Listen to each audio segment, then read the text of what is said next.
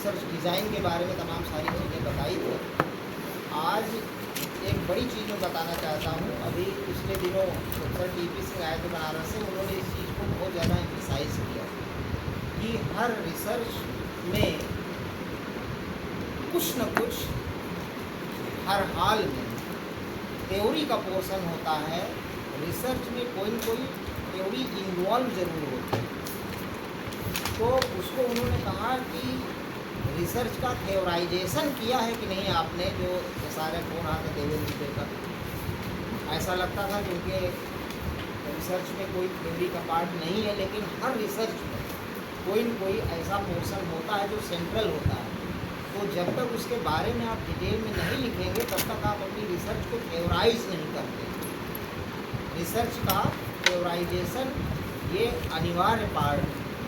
अब जैसे कल शिवानी के रिसर्च टॉपिक की बात हो रही, तो उसमें जो सेंट्रल बात है कश्मीर इशू, तो कश्मीर इशू की थ्योरी का मतलब है उसका सच क्या है, वो अपने ढंग से ये सर्च करें। क्योंकि थ्योरी को कहा जाता है कि theory subjective search for truth. जो थ्योरी है, सिद्धांत है, वह सत्य की व्यक्तिनिष्ठ खोज है। तो जो भी आपकी रिसर्च में थ्योरी का पोर्शन इन्वॉल्व है, उसको अपने ढंग से आप उसके बारे में मटेरियल ढूंढिए और उसके बारे में एक्सपर्टीज़ पैदा करने की कोशिश करिए। वो सेंट्रल पार्ट है आपकी थ्योरी का, वो कहीं न कहीं बड़े पैमाने पर रिसर्च में लिखा जाना चाहिए। समझ रहे हैं कि नहीं? तो थ्योरी और रिसर्च का बड़ा ही क्लोज रिलेशनशिप है। और ये बात बहुत अच्छे ढंग से डेविड ईस्टन ने कही। डेविड ईस्टन ने जब डिक्लाइन ऑफ थ्योरी की बात करी 1950 से 1970 के दशक के बीच में अमेरिका में बहुत बड़ा डिबेट चला, डिक्लाइन ऑफ थ्योरी, ठीक है, सिद्धांत का पतन। उनका ये आशय था कि पॉलिटिकल थ्योरी का पतन हो चुका है और पॉलिटिकल थ्योरी पतनोन्मुख है, ख़त्म नहीं हो गई, उसका पतन हो चुका है। तो डेविड ईस्टन ही अग्रणी थे इस डिबेट के, और तमाम दांते जर्मिनो थे इसमें, रॉबर्ट डाल थे और तमाम सारे लोग थे। लीडिंग फिगर, हाँ, कॉबिन थे इसी में। तो लीडिंग फिगर डेविड ईस्टन ही थे। और डेविड ईस्टन का क्या आशय था डिक्लाइन ऑफ पॉलिटिकल थ्योरी से? उनका यही आशय था कि जो पॉलिटिकल थ्योरी लिखी जा रही है, that is not based on the empirical data, अनुभविक आंकड़ों पर, तथ्यों पर आधारित नहीं है। जो आजकल थ्योरी लिखी जा रही है वो पुरानी थ्योरी का रेपिटिशन है। जैसे कि लोग लिख रहे हैं आजकल प्लेटो की पॉलिटिकल थ्योरी, तो जो प्लेटो का वर्क है, जो हिस्ट्री में देखा, वही उसका रेपिटिशन हो रहा है। और जो पुरानी पॉलिटिकल थ्योरी है ट्रेडिशनल, उसमें मॉरल प्रिंसिपल्स का बहुत ही ज़्यादा डोमिनेशन है। तो उन्होंने ये कहा कि only moral principles and history cannot be determiner of political theory. Political theory must be based on empirical data, empirical research. तो सेंट्रल पॉइंट उसमें यही था कि पॉलिटिकल थ्योरी जो है वह आनुभविक आंकड़ों पर, आनुभविक शोध पर, एम्पिरिकल रिसर्च पर बेस्ड होनी ही चाहिए, वही अच्छी पॉलिटिकल थ्योरी होगी। इसके अलावा अगर पॉलिटिकल थ्योरी को बस पुरानी चीज़ों को, हाब्स के बारे में जो लिखा गया है, हाब्स ने जो लिखा है या उन पर जो कमेंट्रीज हुई हैं, वही चीज़ हम अपने शब्दों में या थोड़ा बहुत अलग ढंग से उसको लिख करके पेश करते रहेंगे, ये जो पुराने थिंकर्स हैं, तो वो केवल हिस्ट्री ऑफ पॉलिटिकल थ्योरी होगी। जैसे कि सैबाइन ने किताब लिखी, वो हिस्ट्री ऑफ पॉलिटिकल थ्योरी ही, उन्होंने कुछ नया काम थोड़ा ही किया। प्लेटो का, अरस्तू का और जो तमाम पुराने थिंकर्स हैं, उनकी पॉलिटिकल थ्योरी को उन्होंने अपने शब्दों में और थोड़ा बहुत उसमें कमेंट्स ऐड करके लिखा, तो that is the history of political theory. तो डेविड ईस्टन का ये कहना था कि जब तक पॉलिटिकल थ्योरी एम्पिरिकल रिसर्च पर बेस्ड नहीं होगी, तब तक वह अच्छी political theory, good political theory नहीं होगी। और उस समय जो सेकेंड वर्ल्ड वॉर के बाद के कुछ वर्षों में 50 से 70 के बीच में ये डिबेट चला, जो पॉलिटिकल थ्योरी लिखी जा रही थी, that was dominated by the history of political thought and moral principles, हाँ, value based principles, value principles. तो उनका यही कहना था कि history and value principles can not be sole determiners of political theory. ये अकेले राजनीतिक सिद्धांत के निर्धारक नहीं हो सकते, यही दो चीज़ें। तो उनका जो जोर था वो इसी पर था कि अच्छी पॉलिटिकल थ्योरी लिखी जाए और यह पॉलिटिकल थ्योरी एम्पिरिकल रिसर्च पर बेस्ड हो, तभी वह अच्छी पॉलिटिकल थ्योरी हो। राइट। अब तमाम सारी चीज़ें वहाँ डिटेल में जाने पर बहुत लंबा हो जाएगा। रियलिज्म, एम्पिरिसिज्म, पॉजिटिविज्म, बिहेवियरलिज्म, ये सब एक जैसी चीज़ें हैं। They have so many things in common. Almost इनका जो इसेंस है वो सेम है। समझ रहे कि नहीं? Realism, positivism, right, empiricism, behaviouralism, even scientism, ये सब एक जैसी चीज़ है। ये कभी समय मिलेगा तो हम बताएंगे, तो तमाम सारे कन्फ्यूजन्स आपके दूर हो जाएंगे। तो बिहेवियरलिज्म जो है वो है क्या? वो एम्पिरिसिज्म ही तो है। अनुभव, आप चीज़ों का अनुभव कैसे करते हैं? अनुभव। हमारी संस्कृत बड़ी साइंटिफिक है। भव मीन्स घटित होना, है ना? भवति भवता भवंति सब पढ़ते हैं आप कि नहीं? अनु मीन्स पीछे। जैसे आप दीवार में गए, अपना सर टकरा दिया, तो ये हुआ, कोई घटना हुई नहीं। उसके बाद क्या होता? आपको दर्द का अनुभव होता है। सर टकराने के बाद अनुभव होता है ना। अन मीन्स पीछे। यही एम्पिरिकल, यही एम्पिरिसिज्म है। अनुभव यही है ना। अनुभव, यस, हाउ अनुभव, अन मीन्स पीछे। जो बच्चा बाद में पैदा होता है वो अनुज होता है। हमारे यहाँ अनुजा है, शायद ये बाद में पैदा हुई होंगी, इनकी बड़ी बहनें या भाई रहे होंगे। तो अन मीन्स पीछे। तो अनुभव क्या है और अनुभव होता कैसे है? यहीं पर बात पॉजिटिविज्म की और साइंटिफिज्म की आ जाती है। ऑल द पॉजिटिविज्म का जो इसेंस है एक लाइन में, all the scientific knowledge is based on sensory experience. सारा का सारा वैज्ञानिक ज्ञान इंद्रियानुगत अनुभव पर आधारित है। सेंस का, सेंसरी का मतलब इंद्रियानुगत। सेंस जो है मतलब इंद्रिय। हमारे पास 10 इंद्रियां हैं, जिसमें कि 5 जो इंद्रियां हैं, 5 बड़े सेंसेस हैं, वो हमारे ख्याल से गले के ऊपर वाले पोर्शन में ही, इसीलिए ये इलाका कैपिटल है बॉडी का। 5 इंद्रियां जो सबसे प्रमुख हैं, जैसे कि सेंस ऑफ टेस्ट, जीभ। तो सेंस ऑफ टेस्ट जीभ में है, गले के ऊपर है। और एक इंद्री क्या होती है? श्रवण इंद्री, हियरिंग। ये आपका कान है, ये भी ऊपर ही। दृश्येंद्रिय जो आपकी है आँख, ये आपकी ऊपर ही है। और बड़ी इंटरेस्टिंग चीज़, शरीर भर में स्किन है, लेकिन most sensitive skin is available net on upwards. Sense of touch, जिसको उर्दू में कहते हैं लम्स। तेरा लम्स है कि क्या है, कोई गज़ल है ना। लम्स मीन्स टच। और जितने धर्म हैं, जितनी कल्चर्स हैं, देखिए कहीं पर माथा चूमा जाता है। हम रोमांटिक फील्ड में नहीं जाएंगे, वहाँ पे आप समझते हैं चीक्स और लिप्स का कितना, क्योंकि सबसे सेंसिटिव स्किन इसी नेक से लेकर ऊपर वाले पोर्शन में। तो 5 जो बड़ी इंद्रियां हैं, घ्राणेंद्रिय सुनने वाला, नाक, तो आँख, नाक, कान, जीभ और टच, ये सब केंद्रित है ऊपर। That's why this portion is head of the capital of the body. ऐसे नहीं कहा गया ऐसे। तो आप अगर किसी चीज़ को देखकर कहते हैं कि ये रेड कलर है, ये ब्राउन कलर है, ये क्रीम कलर है, तो ये सेंसरी एक्सपीरियंस है ना। आपने अपनी आँख से देखा। और सारी की सारी पॉजिटिविज्म, प्रत्यक्षवाद का निचोड़, बड़ी फिलॉसफी है, लेकिन एक लाइन में यही है कि all the scientific knowledge is based on sensory experience. सारा ऑब्जेक्टिव और वैज्ञानिक ज्ञान वह इंद्रियागत अनुभव पर आधारित है। किसी की आवाज़ बड़ी कर्कश है, कहाँ से आपने सुना ना, और वो हमारे लिए ही कर्कश नहीं है, और लोगों के लिए भी ऐसी ही लगेगी। लता मंगेशकर की आवाज़ सबसे सोनरस है, बहुत ही स्वीट है, मेलोडियस है, तो केवल हमारे लिए है क्या? ये सब के लिए है, 99% लोगों के लिए है, जिनको उनसे पर्सनल घृणा होगी वही गलत, वो भी गलत कह रहे होंगे। तो ये ऑब्जेक्टिव ट्रुथ है ना, जो सबके लिए सही है। जैसे सूरज में गर्मी, ये क्या केवल मेरे लिए है? That is objective truth. लेकिन आपने पता कैसे लगाया? Sensory experience. जब आप धूप में जाके खड़े हो तो आपकी स्किन जो है वो बताएगी। तो स्किन सेंस है ना, एक इंद्रिय है ना, स्पर्श इंद्रिय। तो जितना भी साइंटिफिक नॉलेज है ये पॉजिटिविज्म है, यही साइंटिफिक नॉलेज है, यही एम्पिरिसिज्म है। क्योंकि अनुभव आप कहाँ से करते हैं? इंद्रियों से अनुभव करते हैं। लता मंगेशकर की आवाज़ मेलोडियस है, कहाँ से अनुभव किया? कान से सुनकर।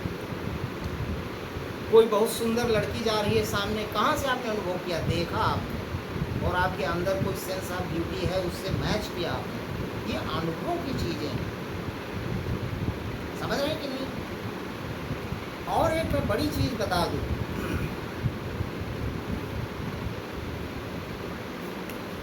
वैसे 7 लोगों की बात कही गई है हमारे दर्शन में, 3 लोगों की बात कही गई है इस्लामिक फिलॉसफी में, 7 लोगों की बात कही गई है।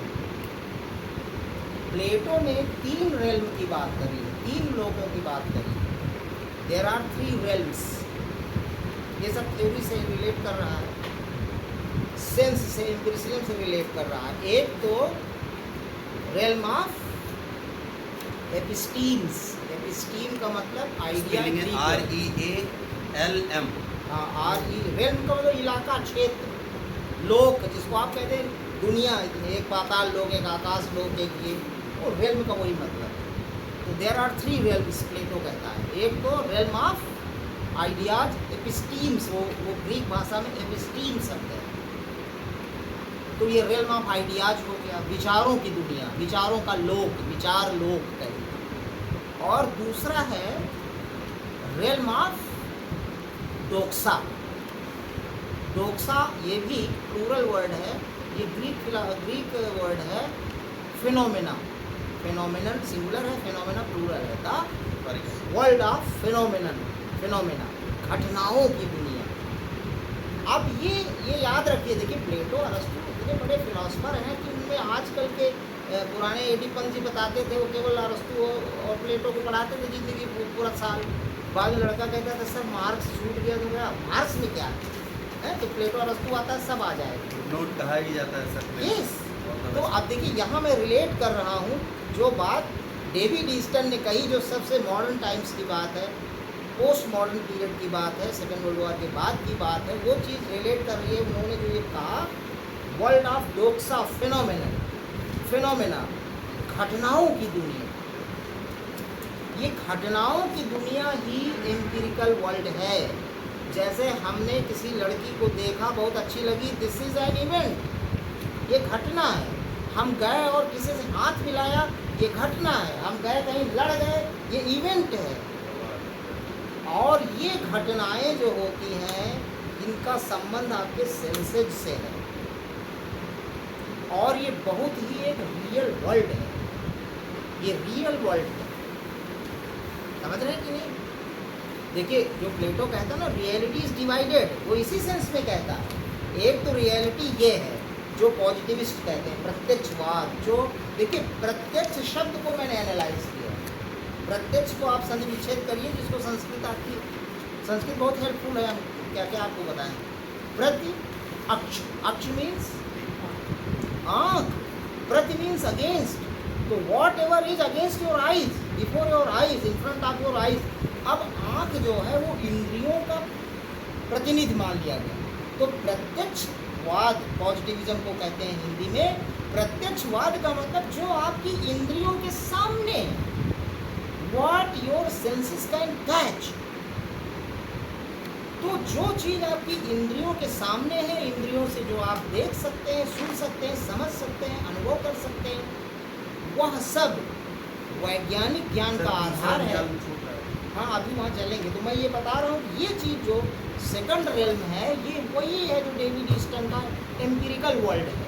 World of phenomena is empirical world, यही अनुभवों की दुनिया। और हम ऑर्डिनरी लोग 99% जीवन इसी में गुजारते हैं। एल्गोरी ऑफ केव से ये एग्जांपल Yes. देता है। और Plato was inhabitant of the world of ideas. वो तो आइडियाज की दुनिया में जिंदगी भर रहा, ज़्यादा काम उसी पर किया। और प्लेटो से पूछा गया कि where do these ideas live, तो प्लेटो जवाब नहीं दे पाया। उसको पोएट के अंदाज में उसने कहा, जानते क्या कहा? In the sky above 7 skies. ये आइडियाज कहाँ रहती हैं? तो कहा आसमान में कहीं 7 आसमानों के ऊपर 7 आसमानों की बात कही गई। समझ रहे हैं कि नहीं? तो तमाम तरह की बातें कही गई हैं, तमाम दुनिया की बातें कही गई हैं। समझ रहे हैं कि नहीं? इस्लामिक फिलासफी में भी ये सब चीज़ मानी जाती है, हिंदू फिलासफी में भी कई लोगों की बात कही गई है। प्लेटो ने भी 3 लोगों की बात कही है। तो अल अलामीन उर्दू में कहा जाता है। आलम का प्लूरल है अलामीन। अल इज आल, होल। अलामीन मीन्स सारे लोग, आलम का प्लूरल है अलामीन। समझ रहे हैं कि नहीं? मिस वर्ल्ड को कहते हैं हसीनाए आलम, है कि नहीं? सुना होगा उर्दू न्यूज़। मिस यूनिवर्स को कहते हैं हसीनाए कायनात। तो ये जो बात अन्य तमाम सारी दुनियाओं की लोगों की कही गई है, ये बात एक ही दर्शन में नहीं, सारे दर्शनों में ये बात कही गई है। तो ये जो एम्पिरिकल वर्ल्ड है, इसको 2 बड़े विभाजन हैं पॉलिटिकल फिलॉसफी में। एक एम्पिरिसिस्ट है और एक न्यूमेनलिस्ट। न्यूमेना प्लूरल है न्यूमेनन का। न्यूमेना आइडिया है, जैसे गॉड इज अ न्यूमेनन। ईश्वर जो है क्या है? वह एक न्यूमेनन है, वह एक आइडिया है। तो न्यूमेनलिस्ट, जैसे प्लेटो न्यूमेनलिस्ट था, और ये डेविड ईस्टन वगैरह और जितने रियलिस्ट हैं, ये सब फेनोमेनलिस्ट हैं। तो 2 बड़े डिवीज़न हैं पूरी पॉलिटिकल फिलासफी में। जितने आपके क्या कहते हैं, जो भौतिकतावादी हैं, वो सब फेनोमेनलिस्ट हैं। समझ रहे हैं कि नहीं? मेटेरियलिस्ट जितने हैं वो सब फेनोमेनलिस्ट हैं। तो ये 2। तो मैं फिर अपने को सीमित करता हूँ। प्लेटो ने तीसरे रेल्म की बात करी, द रेल्म ऑफ फीलिंग्स, एहसासात की दुनिया। ये पर्सनल हो गया। हाँ, एहसासों की दुनिया। फीलिंग जो है एहसास है। अब इसके लिए हमको हिंदी शब्द कम बढ़िया मिल रहा था, इसलिए मैंने एहसासात की दुनिया जो है, एहसासों की दुनिया। एहसास उर्दू शब्द है। जज्बात। जज्बात सेंटीमेंट होता है, अच्छा। अलग होता है। एहसास अलग है, जज्बात अलग है। हाँ, ठीक से। अब जैसे कि हमने किसी को देखा और हमको उस पर दया आ गई। ये दया जो है, ना तो कोई आइडिया है और ना कोई टच है, ना कोई इवेंट है, ना कोई एम्पिरिकल चीज़ है, ये फीलिंग है। जैसे क्रोध को आप क्या कहेंगे? एक इवेंट है? नो, ये आइडिया भी नहीं है।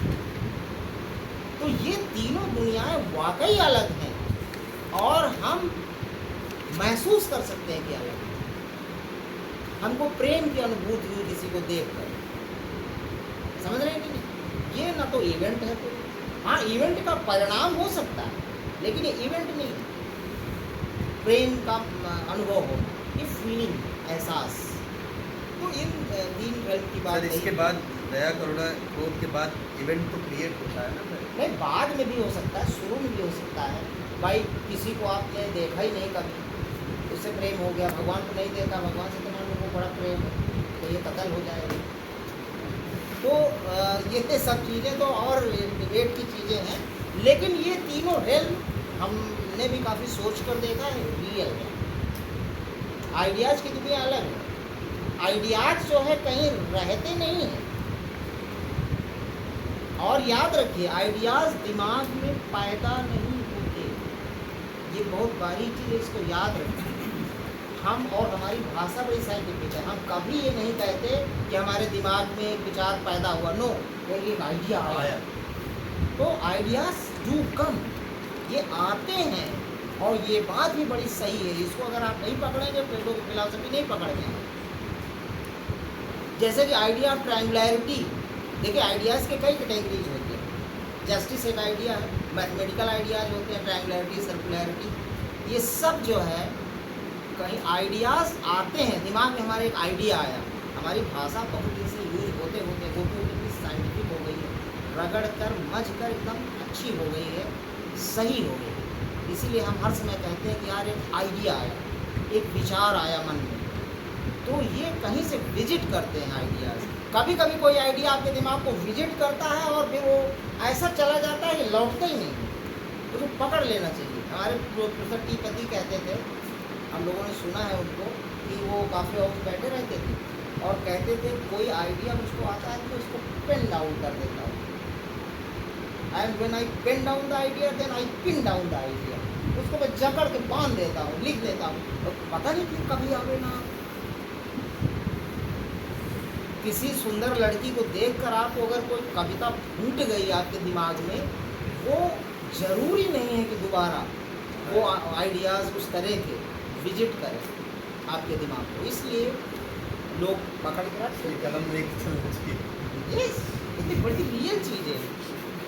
खैर, अब मैं अपने को लिमिट करता हूँ क्योंकि ये बहुत बड़ा इलाका है जहाँ लोग पढ़े हैं अनायास डेविड ईस्टन की वजह से। तो डेविड ईस्टन ये कहते हैं, अच्छा जो देखिए एक और चीज़ है, थ्योरी, आइडिया, कॉन्सेप्ट, ये सब एक ही चीज़ें हैं। अवधारणा या आइडिया, जिसको कि हम सरल भाषा में विचार कहते हैं, वैसे जो इसका शुद्ध शब्द है वो प्रत्यय है। और जो आइडियलिज्म है ये गलत ढंग से चल रहा है हमारे पॉलिटिकल साइंस में, आदर्शवाद, ये आदर्शवाद नहीं है, ये प्रत्ययवाद है। फिलॉसफी वाले ठीक शब्द का प्रयोग करते हैं। प्रत्यय हिंदी में, अंग्रेजी में कॉन्सेप्ट या आइडिया, थ्योरी, ये तीनों एक ही चीज़ें हैं। चाहे आप कहिए प्लेटोज आइडिया आइडियलिस्टिक या Plato's concept of the idealistic या Plato's theory of idealistic, all the three things are same, याद रखें। जैसे कि एक आपको मैं बहुत अच्छा उदाहरण देता हूँ, ये मैथमेटिक्स से, जैसे कि जो पॉइंट है बिंदु, ज्योमेट्री, प्लेटो ने क्या लिखा है कि जिसको ज्योमेट्री ना आती हो हमारे एकेडमी में ना घुसे, क्योंकि हम तमाम चीज़ें समझा नहीं पाएंगे, उसके दिमाग को बहुत फ़ायदा नहीं होगा। तमाम ऐसी चीज़ें हैं जिनको कि आप मैथमेटिक्स के थ्रू बड़ी इजीली समझ जाते हैं, और अगर अदरवाइज एक्सप्लेन करना हो बड़ी मुश्किल है, हो सकता है कि हम उसको न समझा पाए। जैसे मैं एक उदाहरण देता हूँ, पॉइंट, बिंदु, ज्योमेट्री की शुरुआत जो है वो पॉइंट से ही होती है, बिंदु से। तो आप what is the idea of the point, what is the theory of the point, what is the concept of the point. बिंदु को कभी आपने परिभाषित किया? परिभाषा, अवधारणा, आइडिया, थ्योरी, ये सब एक ही चीज़ें हैं। थ्योरी ऑफ द पॉइंट क्या, और वही सच है उसका बिंदु का। भाई सब लोगों ने ज्योमेट्री पढ़ी है, कहीं कभी ट्रायंगल वगैरह सब तो पढ़े हैं, तो पॉइंट से ही ज्योमेट्री प्रारंभ होती है। पॉइंट की क्या डेफिनेशन है? इसके starting point end point same. Starting point, point ही की तो परिभाषा पूछ रहे हो, स्टार्टिंग पॉइंट। आप बिंदु को, पॉइंट को कैसे डिफाइन करोगे? तो बड़ी बेसिक चीज़ है, आप सब लोग रिसर्च में आ गए हैं और बिंदु की परिभाषा नहीं है, यही सब स्थिति है। सुन लो, point is just a mark on a surface having no length, no breadth and no height. Point is just a mark on a surface. अब surface can be any surface. Point is just a mark on a surface having no length, no breadth, no height. अब बताइए, ये है idea of point, ये बिंदु का प्रत्यय है, ये आइडिया ऑफ द पॉइंट है। इस आइडिया को आप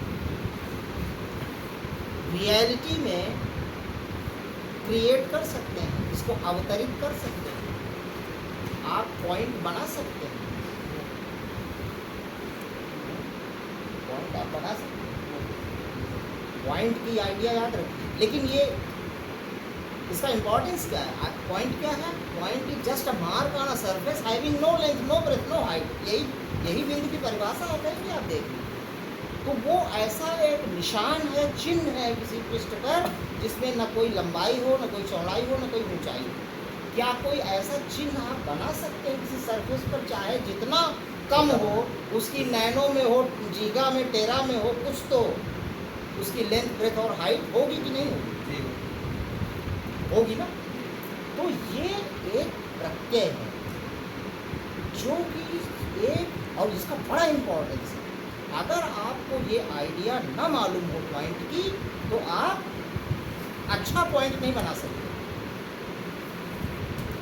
अब हमको एक बात याद आती है, बचपन में हम लोग के जो टीचर थे, जो मैथमेटिक्स पढ़ाते थे, वो ये हमारा अनुभव है, जो पेंसिल लड़के बड़ी मोटी मोटी बनाए रखते थे, तो वो पूछते थे ऐसे, जैसे पूछा आपको लगा ये भी पेंसिल है क्या? पेंसिल को इतना शार्प करो कि ऐसे पहुँचे तो पूछ जाए, और उसमें आप कैप लगा के रखें। क्यों?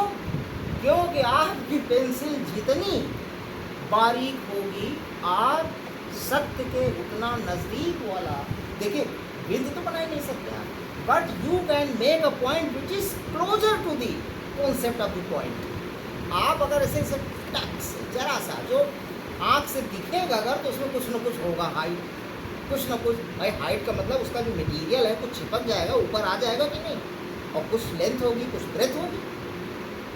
लेकिन अगर आपको आइडिया पॉइंट का मालूम है, तो आप कोशिश करेंगे कि ऐसा मार्क हम बनाएं जिसमें कि कम से कम जितना हो सके, कम से कम लेंथ हो, कम से कम ब्रेथ हो, कम से कम मटेरियल ऊपर छिपके हाइट हो, तो आप उस पॉइंट के करीब जा रहे हैं। अगर आपको पॉइंट का कॉन्सेप्ट ही न मालूम हो, यही बात मैंने उसी आइडियल स्टेट के बारे में बताई थी, तो आप कैसे अच्छा पॉइंट बना सकते हैं? That is the utility of ideas. और याद रखिए, अगर हर विचार के हम करीब ही जाएंगे, हर सिद्धांत अगर वो विचार ध्रुतारा है, वो नहीं होगा, तो गाइडेंस क्या है? आप कैसे अच्छा बिंदु बनाएंगे? ये इस चीज़ को हम idea of freedom, idea of justice, कहीं से भी, तो भाई आपको आइडियल स्टेट की बात हमने करी, अगर आइडियल स्टेट पेपरों का मालूम है, तो हम जो स्टेट से उसे कंपेयर करेंगे कि हमारा स्टेट कितना अच्छा है, कितना खराब है, क्या कमी है, क्या करें हम। That is the important. इसीलिए तो कहा गया है plateaus theory of ideal state is ideal of states. समझ रहे हैं कि? तो ये इम्पॉर्टेंस है आइडियाज़ का। सारी तरह के आइडियाज है। जस्टिस की आइडिया आपको नहीं है, तो आप जस्टिस कर कैसे सकते हैं? कैसे करेंगे जस्टिस? वही चीज़ मैं कहता हूँ कि जब आपको थ्योरी ही नहीं किसी चीज़ की पता, तो उससे संबंधित कार्य आप कैसे कर सकते हैं? पॉइंट की थ्योरी नहीं पता, पॉइंट का कॉन्सेप्ट नहीं पता, तो पॉइंट बना सकते हैं अच्छा? अगर आप बनाएंगे तो मोटा सा पेंसिल जैसे लड़के। और याद रखिए, हम एक पॉइंट अच्छा नहीं बना सकते, हमारी ह्यूमन कैपेसिटी। तो हम लाइन कहाँ बना सकते हैं अच्छी? हम एक पॉइंट, लाइन क्या है? रेखा। It is collection of infinite number of points. तो अगर आप एक बिंदु गलत बना रहे हैं, तो वैसा ही लाइन खींच रहे हैं, तो आपकी लाइन अनंत गुना फाल्टी है। और फिर जितनी लाइन खींचेंगे आप, परफेक्शन नहीं होगा तो और गड़बड़ होगी। बिंदु जितना सही होगा उतनी सही लाइन होगी, उतनी सही आगे की चीज़ें होंगी, सर्किल होगी। और बिंदु सही कब होगा? जबकि आपके दिमाग में थ्योरी हो। इसीलिए W.T. ब्लूम में बहुत अच्छा लिखा है, वो हमको बहुत दिन बाद समझ में आया। जो टाइम लगता है अच्छी चीज़ों को समझने में, कि क्या है? Theory is a framework in the mind which guides us to know the things। अब पॉइंट की जो आइडिया है, समझ रहे हैं कि नहीं? जब मैंने डिफाइन किया तो आपके दिमाग में आइडिया आ गया, ये पैदा नहीं हुआ है। हमने कहीं से इसको जब किया इधर से, तो आपके दिमाग में आइडिया आ गया। अब ये आइडिया आपके दिमाग में एक फ्रेमवर्क बना देता है। ये थ्योरी, ये फ्रेमवर्क है। अब पॉइंट की थ्योरी आपको मालूम हो गई। अब आपसे कहा जाए कि ज़रा से देखो, इस बोर्ड में बहुत सारे पॉइंट्स बने हुए हैं, कौन कौन सा पॉइंट अच्छा है। यही पर प्लेटो की आइडिया ऑफ गुड का कॉन्सेप्ट आता है। बड़ा कठिन है, हम लोगों ने बड़ा मेहनत करके जीवन में जाना। जो पॉइंट आइडिया के जितना करीब है उतना ही वो आइडिया ऑफ गुड है उसमें। समझ रहे हैं कि नहीं?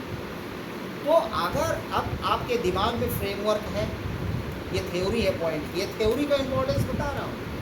आपके दिमाग में जो फ्रेमवर्क है ये पॉइंट की डेफिनेशन का, इससे आप दुनिया भर में आप जान सकते हैं कि अच्छा पॉइंट है। कोई इतना बड़ा पॉइंट बना दिया, ये बहुत ख़राब पॉइंट है, बहुत भद्दा पॉइंट है, ये और अच्छा है, ये इससे अच्छा है, ये इससे ख़राब है, ये पॉइंट ही नहीं है। तो ये चीज़ कहाँ से आप, ये कैपेसिटी, ये कैपेबिलिटी कहाँ से आई to recognise a good point from the theory that you carry now in your mind. जो फ्रेमवर्क आपके दिमाग में इस समय है, आप समझ लीजिए कि केवल पॉइंट की बात बताने से मैंने आज का बड़ा काम कर दिया ज़िंदगी भर का, कि आप यहाँ से एम्पावर्ड होकर कम से कम आप अच्छा पॉइंट क्या है जान सकते। ये एक एग्जाम्पल है, राइट। यही चीज़ सब चीज़ पर लागू होती है। तो थ्योरी बहुत इम्पोर्टेंट है, और यही चीज़ बिहेवियरिज्म के जो 8 बौद्धिक आधारशिलाएँ हैं, 8 फाउंडेशन स्टोन्स ऑफ बिहेवियरिज्म और 8 intellectual foundation stones of behaviourism, उसी में एक है सिस्टमेटाइजेशन, जिसको हिंदीकरण हम लोग कर लेते हैं क्रमबद्धीकरण। लेकिन लोगों को इस समझ में नहीं आता, वो ये पार्ट 1 से सब पढ़ाते हैं और सब करते हैं, लेकिन बड़ी इम्पोर्टेंट चीज़ें कही हैं थ्योरी से संबंधित। ये बात इसीलिए उन्होंने डिक्लाइन ऑफ थ्योरी की कही है। उन्होंने कहा कि बिहेवियरल थ्योरी लिखी जाए तो इसमें 8 बातें याद रखें, लोग दिमाग में रखें, इसके अनुसार काम करें। तो ये जो इंटेलेक्चुअल वर्क लोग कर रहे हैं उनके लिए फ्रेमवर्क है, तब वो अच्छी थ्योरी लिखे। और यहीं पर उन्होंने एक बात कही है, सिस्टमेटाइजेशन, राइट। सिस्टमेटाइजेशन में उन्होंने जो कहा है बहुत इंटरेस्टिंग है। उन्होंने ये कहा है, अंकित बड़ी बढ़िया चीज़ है, थ्योरी नहीं, रिसर्च अनट्यूटर्ड बाय थ्योरी में प्रूव ट्रिवियल, इसकी हिंदी में अभी बताऊंगा। एंड थ्योरी अनसपोर्टेबल बाय डेटा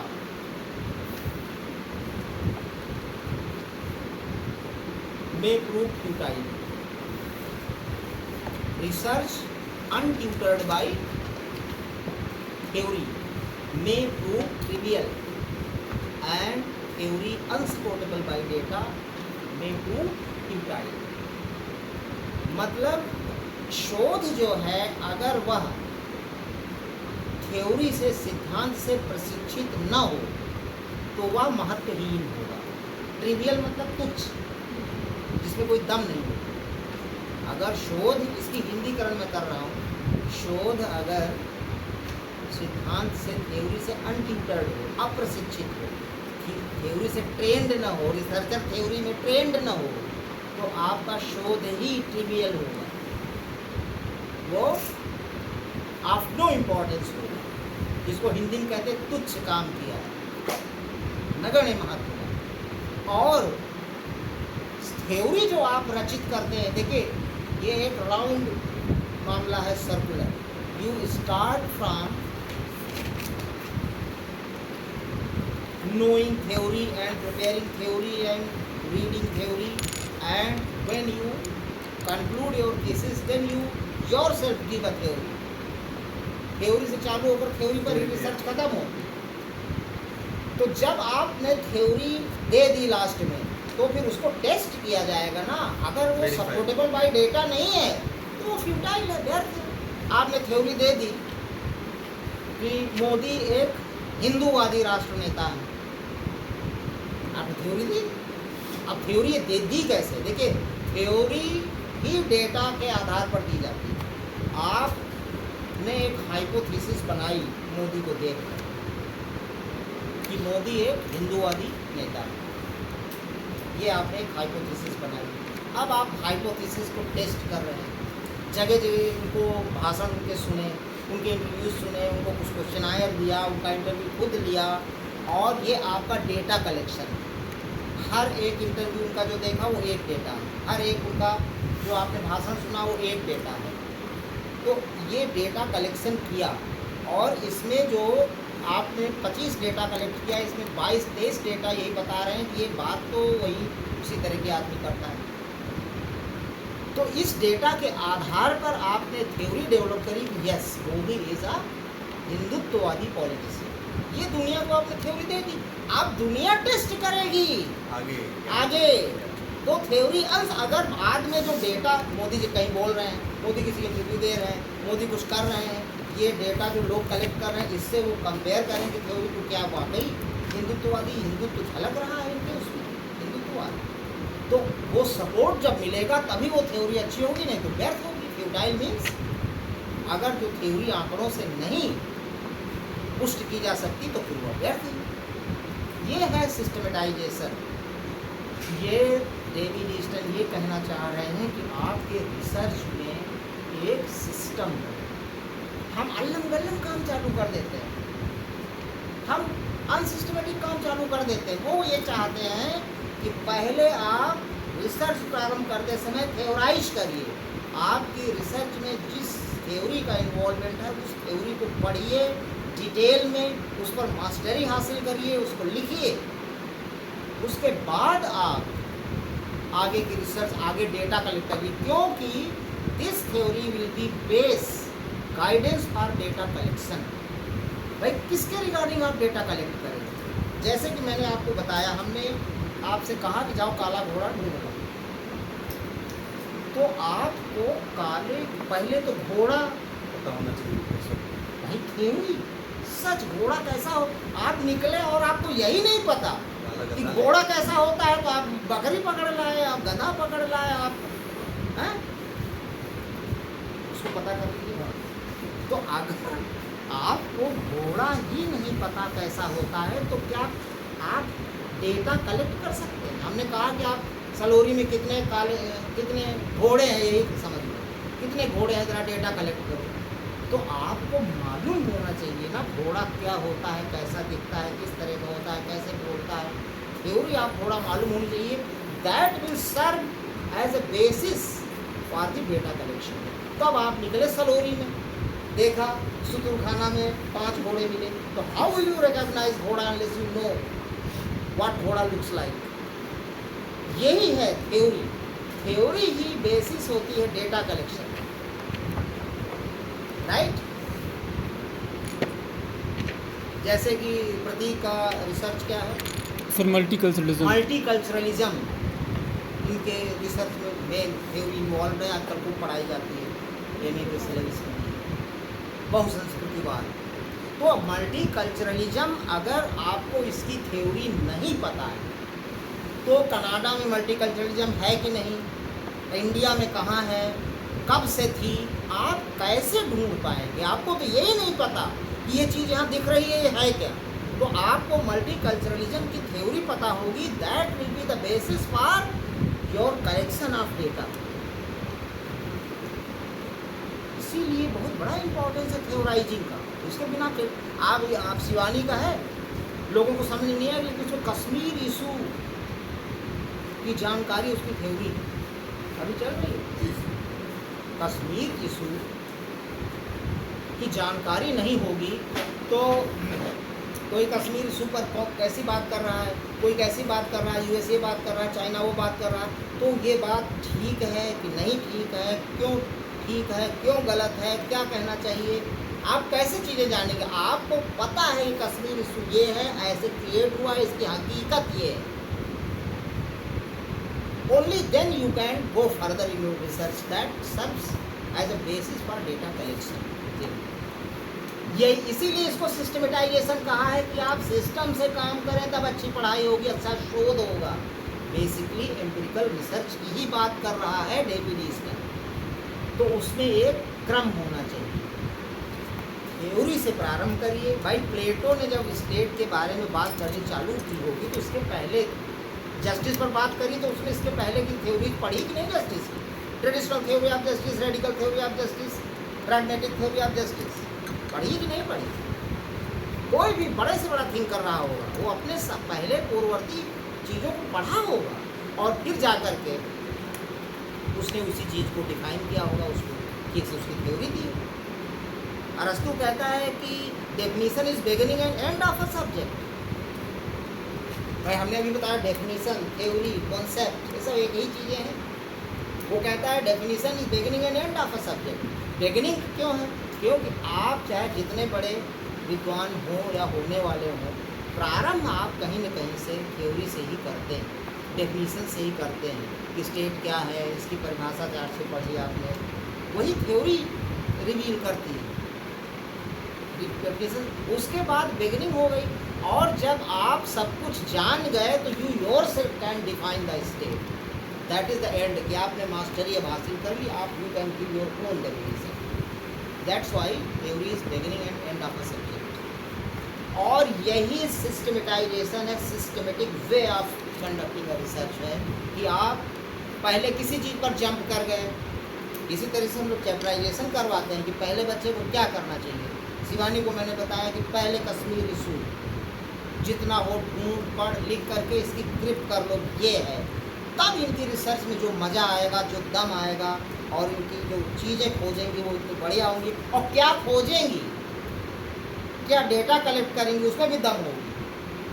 पता लगा आप ऐसी चीज़ कलेक्ट कर रहे हैं, क्यों? क्योंकि आपको घोड़े की थ्योरी नहीं पता, और जा करके आप सलोरी में घोड़ा ढूंढ रहे हैं, तो आपका डेटा ही रॉन्ग होगा। सुअर मिलती है सर सब। भाई आपको यही नहीं पता कि व्हाट घोड़ा लुक्स लाइक, तो आप कुछ भी पकड़ लाए। तो सारा धारो मदार यही कहना चाहता है सिस्टमेटाइजेशन कि आपके काम में क्रम होना चाहिए। Begin with learning theory.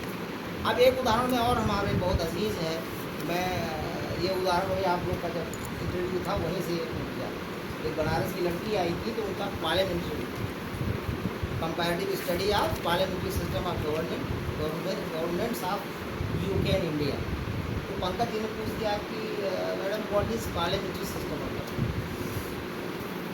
नहीं बोल पाई, थीसिस लेके सामने 2 दिन बैठी हुई थी बनारस की। She didn't open her mouth. उन्होंने हमारी तरफ देखा, हम उनकी तरफ देखा। तो उसके बाद पंकज सर ने कहा कि यस वेरी गुड, कोई बात नहीं, ठीक है। अब अगर आप का शोध का विषय है अ comparative study of parliamentary systems of government of UK and India, अब आप बताइए इसमें कौन सी थ्योरी इन्वॉल्व है? Parliamentary system of government. और यही नहीं, मैं और इसको ब्रेक करूँगा। गवर्नमेंट क्या होती है, गवर्नमेंट कितनी तरह की होती है, पार्लियामेंट्री सिस्टम ऑफ गवर्नमेंट क्या है।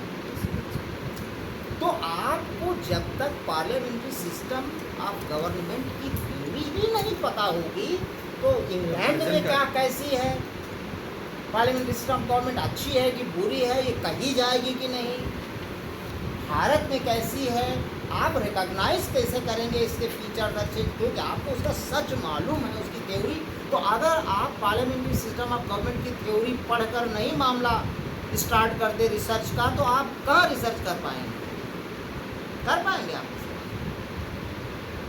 अगर इसमें और एक चीज़ जोड़ दें हम, अ comparative study of parliamentary democracy of UK and India, तो आपको डेमोक्रेसी क्या होती है इसकी भी थ्योरी डिटेल में पढ़नी पड़ेगी, और आपको रिसर्च में लिखना पड़ेगा एक चैप्टर ठीक ठाक।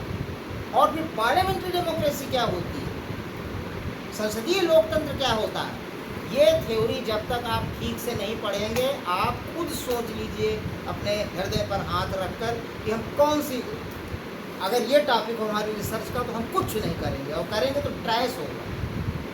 यही मैं मोनिका श्रीवास्तव नाम था उनका, कल मोनिका श्रीवास्तव की बात मैं कर रहा था कि वो लड़की कल जा रही है अपना वाइवा देने, रिसर्च एक बार रिजेक्ट हो गई थी, सिर्फ दूसरी बार, और कह रही कि अगर सर उन्होंने मुझसे पूछ लिया व्हाट इज फॉरेन पॉलिसी, तो मैं क्या बताऊँ।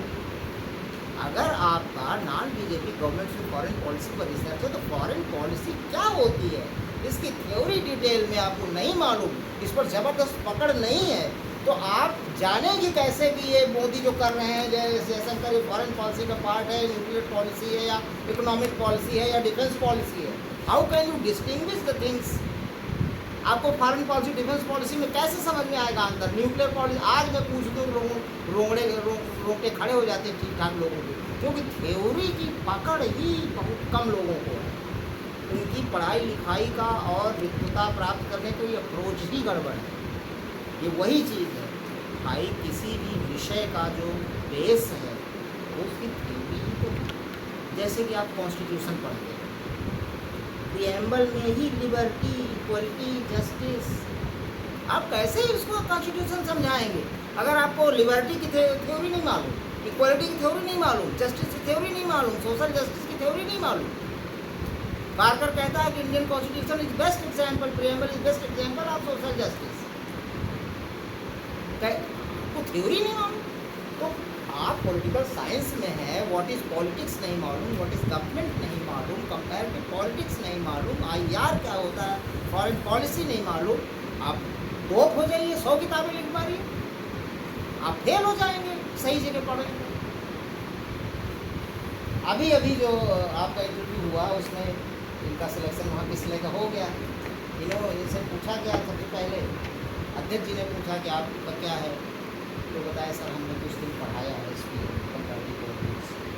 अब हमारे दिमाग से कीड़ा पैदा हो गया, हमसे कहा गया क्या सर आप पूछिए, आपने भाग समझना, उन्होंने यही कहा। तो हमने पूछा कि आपने कंपैरेटिव पॉलिटिक्स से कुछ पढ़ाई है क्या? हाँ सर 3-4 साल। हमने उनसे पूछा व्हाट इज कंपैरिजन,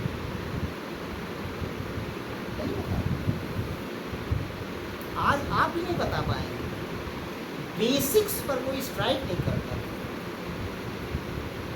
हाँ मीटिंग हो गई, हाँ बहुत बढ़िया समय कर एक मिनट रुको, 2 मिनट, हाँ और सब गए लोग, बैठे रहेंगे कोई बात नहीं। तो ये थ्योरी का इम्पोर्टेंस है कि किसी भी रिसर्च में जो थ्योरी इन्वॉल्व है उस पर मास्टरी हासिल करिए, क्योंकि आप रिसर्च कर रहे हैं ना, ठीक ठाक पकड़। कश्मीर इशू पर कोई आपसे पूछ दे तो आपसे बढ़िया कोई नहीं बताए, मल्टीकल्चरलिज्म पर कोई आपसे पूछ दे तो आपसे बढ़िया कोई नहीं बताए। विमेन एम्पावरमेंट क्या है, विमेन एम्पावरमेंट के कॉन्सेप्ट, पॉलिटिकल पार्टिसिपेशन की थ्योरी, आप में ह्यूमन सिक्योरिटी को कॉन्सेप्ट है, ह्यूमन सिक्योरिटी की थ्योरी आपसे बढ़िया कोई नहीं बता पाए, क्योंकि आप सर आपने पीएचडी की, हमने न्यूक्लियर डिटरेंस पर पहले पीएचडी करी है, हमसे बढ़िया कोई नहीं बता पाएगा, हमने जो मारा जिया है भाई, बताने वाले होंगे नहीं कह रहे, लेकिन आपकी काफ़ी एक्सपर्टीज होनी चाहिए, उस पर पकड़ जब पूरी होगी तभी आप बढ़िया रिसर्च आगे कर पाएंगे, ठीक है। और जब आप रिसर्च करके लास्ट में अपनी भी एक थ्योरी देंगे, वो थ्योरी आपके टॉपिक से रिलेटेड होगी कि भैया यूएस परसेप्शन वो और पीछे से हकीकत में ये है, मतलब थ्योरी बस सच है, उस चीज़ का सच, काला घोड़ा क्या होता है उसका सच, कि ये है हकीकत में काला घोड़ा, अब हम कहीं भी होगा काला घोड़ा पकड़ लेंगे, जान लेंगे, राइट। और आपकी थ्योरी को फिर टेस्ट किया जाएगा यूएस परसेप्शंस, तो ये है, आपने तो ये लिखा है, अगर वो डेटा से सपोर्टेबल नहीं है तो गड़बड़ रिसर्च हो। तो थ्योरी से बात प्रारंभ होकर थ्योरी पर ही खत्म होगी। दिस इज द सिस्टमेटाइजेशन, ये सिस्टमेटिक ढंग है। तो हम प्राचार्य जी को लेकर आते हैं। सर, यूजीसी नेट के 10